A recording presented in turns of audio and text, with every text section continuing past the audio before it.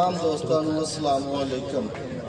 साडा जिहड़ा अज दा अनवान है जिहड़ा आपां इकट्ठ कीता वा, तुसीं कहंदे रोज़ आए दिन ये जिहड़ा एहतजाज करते हैं, इहदा कोई फायदा भी हैगा कि नहीं हैगा?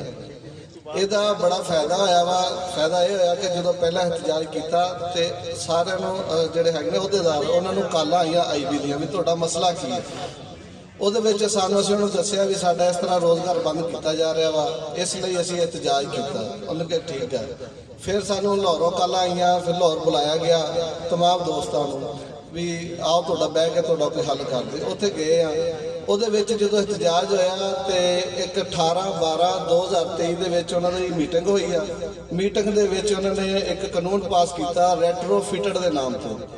ਉਹਦੇ ਵਿੱਚ ਰਕਸ਼ਾ ਜਿਹੜਾ ਆਪਣਾ ਬਣਿਆ ਜਿਹੜਾ ਚੱਲਦਾ ਪਿਆ ਹੈਗਾ ਵਾ ਉਹਨੂੰ ਉਹਨਾਂ ਨੇ ਰਜਿਸਟਰਡ ਕਰਨ ਦਾ ਕਾਨੂੰਨ ਪਾਸ ਕਰ ਦਿੱਤਾ, लेकिन ਉਹਦੇ ਵਿੱਚ ਆਪਣੋਂ ਬਾਡੀਆਂ ਵਾਲਿਆਂ ਨੂੰ ਕੋਈ ਤਹਫਜ਼ ਨਹੀਂ ਦਿੱਤਾ ਗਿਆ ਵੀ ਇਹਨਾਂ ਦਾ ਕੀ ਕਰਨਾ। ਅਸੀਂ ਉਹਨਾਂ ਨੂੰ ਇਹ ਦੱਸਿਆ ਕਿ ਸਾਨੂੰ ਇਹ ਲਾਇਸੈਂਸ ਜਾਰੀ ਕੀਤਾ ਜਾਵੇ ਸਾਡੀਆਂ ਦੁਕਾਨਾਂ ਦੇ ਵਿੱਚ, क्योंकि जो लाइसेंस कंपनियां ने लिया ना वो बहुत औखा वा, वो आप कदे भी नहीं लै सकते।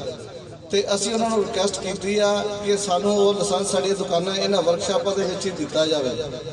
तो उन्होंने फिर ये भी गौर करते पे आ एहतजाज करने की वजह ना, लेकिन जोड़े अपने रक्शे वाले भरा वा उन्होंने 6वें महीने तक उन्होंने जरा रिलैक्सेशन दे दी आ भी तुसीं इन्हों रजिस्ट्रेशन करा सकते हो। इस तरह अगर तुसी सारे भरावां जिन्होंने सद्दिया जोड़े आए आ, ये सानू जो असीं सद्दीए प्लीज़ साडे नाल पहुँचना चाहिए। उन्होंने जिन्ना भी एहतजाज करांगे ये वजह ना इंशाअल्लाह ताला वो आपां नूं लाइसेंस देण ते मजबूर हो जाएंगे और इंशाअल्लाह ताला देणगे आपां नूं लाइसेंस।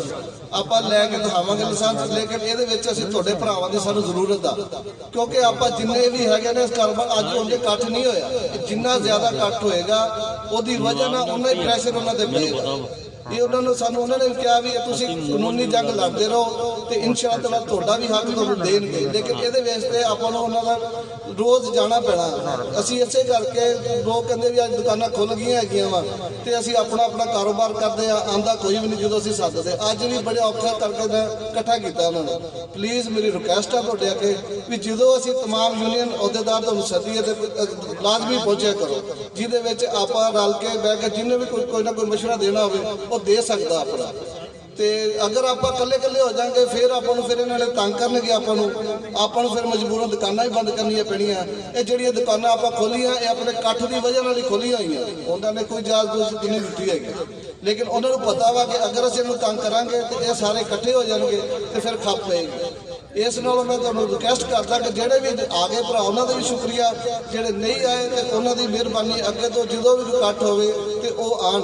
तो इसलिए आपां नूं इकट्ठ करके अपना लाहौर एक अपना एहतजाज होना वा, उत्थे आपां नूं सारिआं नूं तकरीबन जिन्ने दोस्तां वा जिहड़े भी हैगे उन्हां नूं बसां दे विच लिजाना पैना वा।